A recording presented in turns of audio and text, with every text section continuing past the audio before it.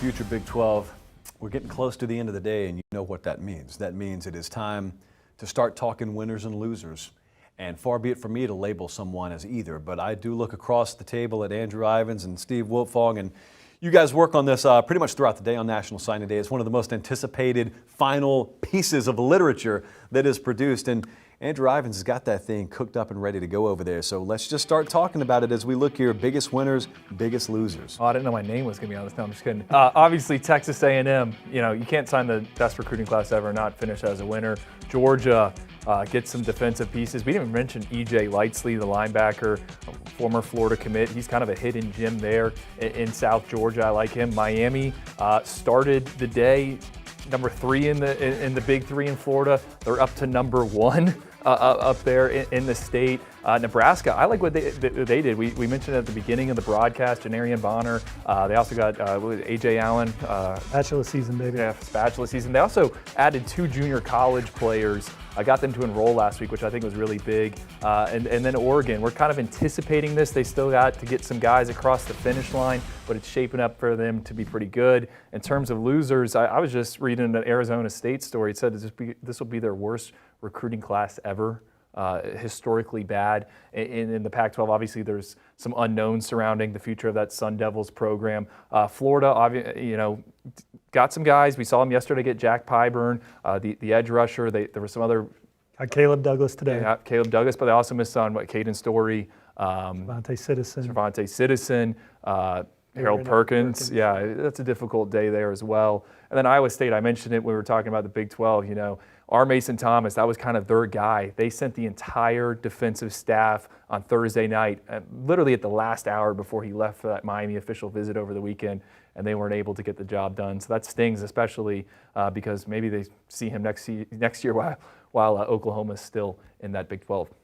We've got the commitment of Devon Campbell coming up in mere minutes from now.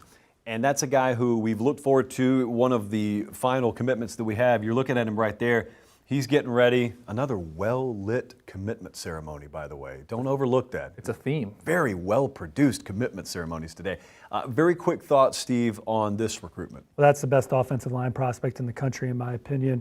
He's a guy that on the interior is ready to play right away for whichever school he chooses. And we've seen some of these offensive linemen like Quentin Nelson go in the top 10 of the NFL draft. So there is a little bit of a track record there. But I think this is a young man. The first time I talked to his high school head coach, he's like, he would be a difference maker at defensive tackle. Some schools could maybe think about recruiting him at that position, and he could be an All-American on that side of the ball. But on the offensive front, there wasn't a prospect that I saw in a camp setting and then on film that I liked better than Devon DJ Campbell. And I wanted to bring Chris Singletary in too, because I know that I've heard this name if once a dozen times out of your mouth. You're a big fan of him. What do you see as a prospect? I just love his demeanor.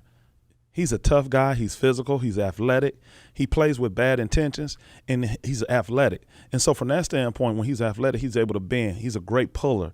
He can get up to the second level and knock linebackers off the block and out of the way in clearing holes. And then he has elite feet, and so he's able to be very good in pass rush where you're trying to beat him around the edge. And then also if you're trying to come with an up and under, he's able to redirect, reset, sit down, and anchor his weight. And so Devon Campbell is a guy that's ready to play wherever he chooses to go to school. So I'm excited to see his announcement. So we've got that commitment coming up in just a few moments. Quick reminder, first off, thank you for being with us today. Texas A&M has locked up the top overall recruiting class in the country, not only for this cycle, but the highest rated class in 24/7 sports history. Alabama, Georgia, Ohio State, Texas there had Jimbo Fisher and Nick Saban join us in the same 30-minute block, which was eye-opening in so many different respects. That's going to be one where when you decompress, like on the drive back to the hotel tonight, I will listen to that and I'll say, wow, there's a lot in that interview. But yet there he is, Jimbo Fisher in the flesh with the championship belt digitally imposed over his shoulder. Believe it or not, he did not pose for that photo. But just some overarching takeaways, very quick, final 30 seconds here. Well, Texas A&M might not be done. If you stick around with us on CBS Sports HQ into the 7 o'clock hour, you have another top 50 prospect in Jacoby Matthews announcing his college decision out of Ponchatoula. Texas A&M, Florida, and LSU are the finalists there, and I like Texas A&M going into that announcement. What a day that we've had, and still got a couple of more commitments coming up, but we are going to say goodbye as far as this overall show is concerned. For everybody here, Cooper Pategna, Chris Singletary, had Blake Brockermeyer here, Bud Elliott. We got Andrew Ivins, Steve Wiltfong, I'm Josh Pate. We've got a crew that you did not get to see that made this show possible today. Thank you so much to all of them, and thank you so much to you for joining us. This has been National Signing Day, and we are out. Do you want a sports network that delivers everything that matters about the game? The highlights, the picks, the instant analysis, no yelling, no fake debates, no politics. Hit the subscribe button and never miss a moment.